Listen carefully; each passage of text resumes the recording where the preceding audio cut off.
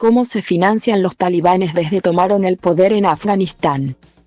La situación de los derechos humanos, y de las mujeres en particular, no es lo único que ha empeorado en el último año y medio en Afganistán. Desde que los talibanes tomaron el poder en julio de 2021, 2 décadas después de ser desalojados por las tropas estadounidenses, la ya precaria economía del país se ha deteriorado aún más.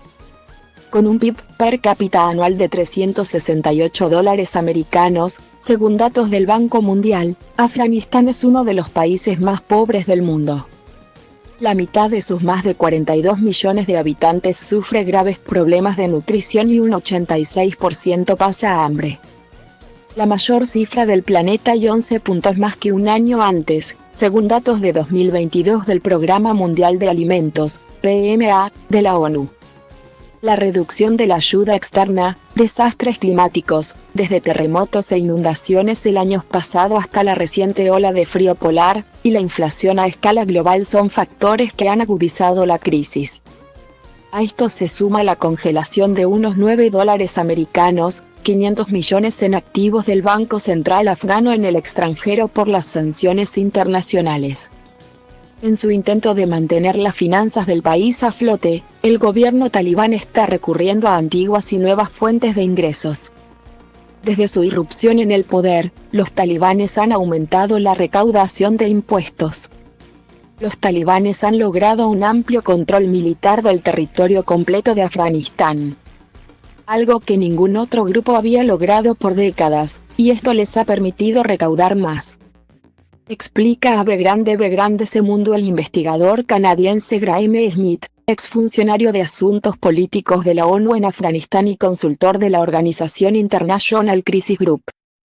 El gobierno recolectó en impuestos más de $1 americano, 500 millones entre diciembre de 2021 y octubre de 2022. Según el Banco Mundial, cifra superior al mismo periodo de los 2 años precedentes. Para ello ha sido clave el control de los pasos fronterizos, donde en 2022 se recaudó un 59% del total de impuestos. Cifra que en años anteriores quedaba por debajo de la mitad. Las aduanas se han convertido en la principal fuente de ingresos para el régimen, sentencia Smith. Ali Hussaini, periodista afgano de la B.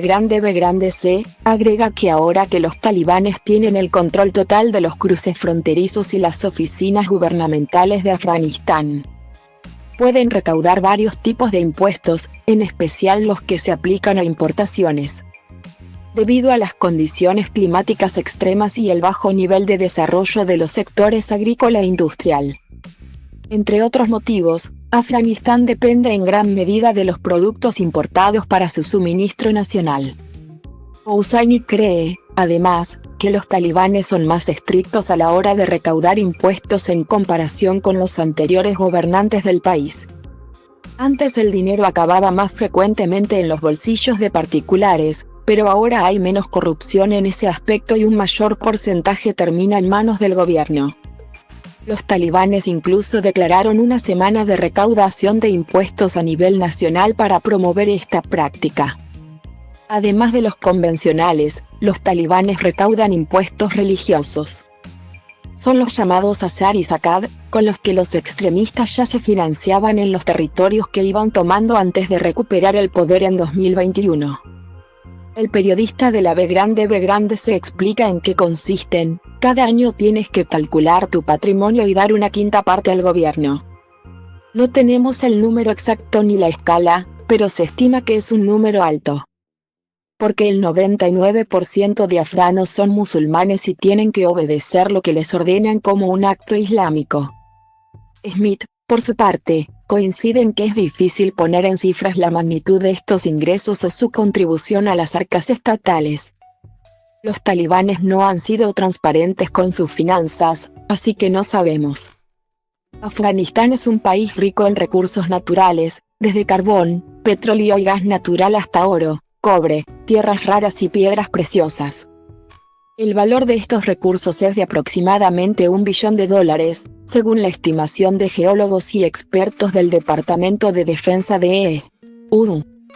Su extracción, sin embargo, requiere de una alta inversión en maquinaria, transporte y logística que, debido a la inestabilidad política en el país, no se ha producido. La mayor parte de esas riquezas probablemente se mantendrán bajo tierra en un futuro próximo, afirma Smith. Si quieres sacar oro y mineral de cobre de Afganistán necesitas construir un ferrocarril, eso es una inversión muy grande y de momento los inversores se están mostrando muy cautos sobre realizar un desembolso así, asevera.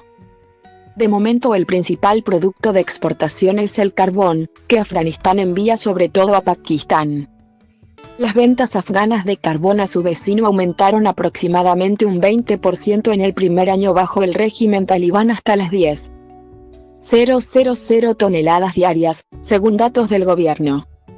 Esto contribuyó al aumento del 90% interanual en las exportaciones totales de Afganistán en 2022. Que alcanzaron los $1 americano, 700 millones, según un reciente informe del Banco Mundial.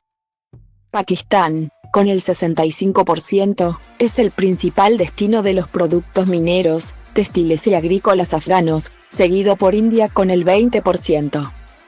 Durante 2 décadas hasta 2021 se abrieron 126 pequeñas minas en Afganistán y, según el Ministerio de Minas y Petróleo de los talibanes, solo el último año se han agregado otras 60 y hay varios contratos más por firmar, indica Ali Hussaini. El periodista explica que varias empresas chinas negocian en Kabul con el gobierno talibán para firmar contratos, especialmente en minería de cobre.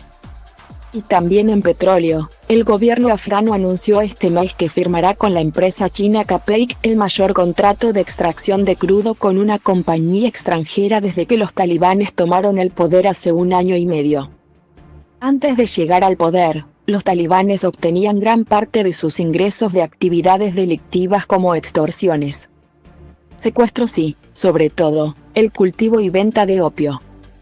Afganistán llegó a copar más del 80% de la producción mundial de opio ilícito, según datos de la ONU. En abril de 2022 los talibanes prohibieron el cultivo de la dormidera en el país.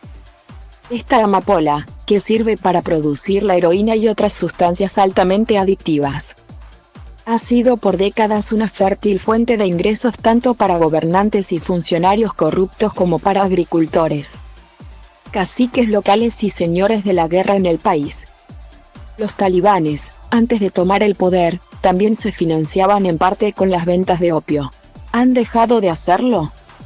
En julio el gobierno de Estados Unidos publicó un informe que indica que los gobernantes afganos parecen comprometidos con su prohibición de los narcóticos, pese a que corren el riesgo de perder el apoyo de los agricultores y otras personas involucradas en el narcotráfico. Hussaini cree que, aunque en menor medida y siendo imposible de contabilizar, el gobierno talibán sigue recibiendo dinero procedente del narcotráfico. Aunque los líderes talibanes han prohibido el cultivo y la venta de drogas en Afganistán, estas se siguen cultivando y traficando, sostiene. De hecho, 8 meses después del anuncio de la prohibición del cultivo de narcóticos, se detectaron 233,000 hectáreas de cultivo de opio, según el último informe de la Oficina de Naciones Unidas contra la Droga y el Delito, UNODC. Y parte del dinero recaudado, sostiene el periodista, acaba en las arcas públicas a diferencia de las administraciones anteriores, en las que casi todo iba a parar directamente a los bolsillos de funcionarios corruptos.